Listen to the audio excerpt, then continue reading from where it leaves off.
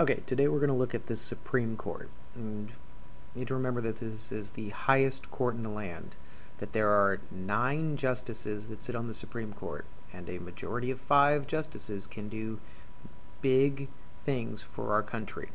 So let's look at some of the factors with the judges in terms of getting them nominated and confirmed. Number one factor would be ideology.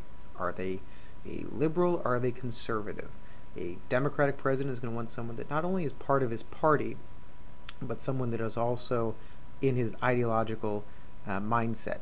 And you look at strict construction versus loose construction. How does that justice interpret the Constitution? And there's a litmus test that the Senate and the President use when it comes to determining justices' ideology. They use abortion as a key case, because if you are a strict construction, if you read the Constitution very literally, word for word, what's there, what was the intent at the time, you do not see a woman's right to choose as a protected right of the Constitution. That would make you more conservative with your constructionist viewpoint.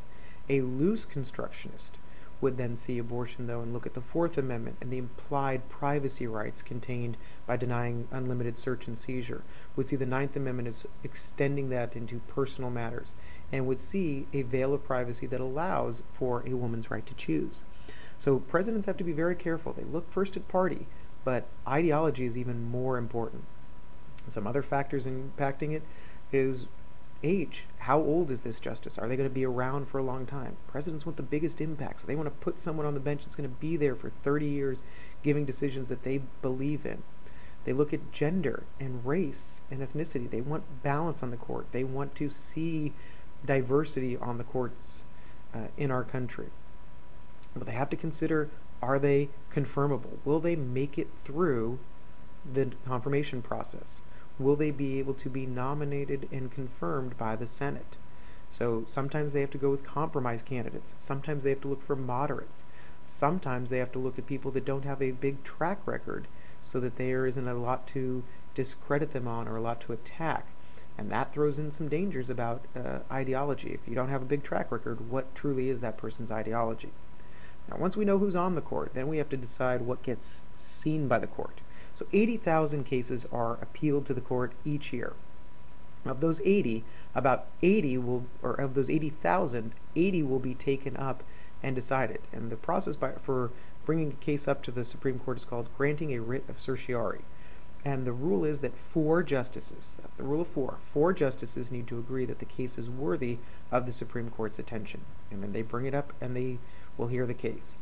For the case to be heard, you have briefs and arguments. There's a 30-minute window for an attorney to present their case to the Supreme Court with the justices questioning them. So what that really means is that the written arguments, the written briefs submitted to the court are critical.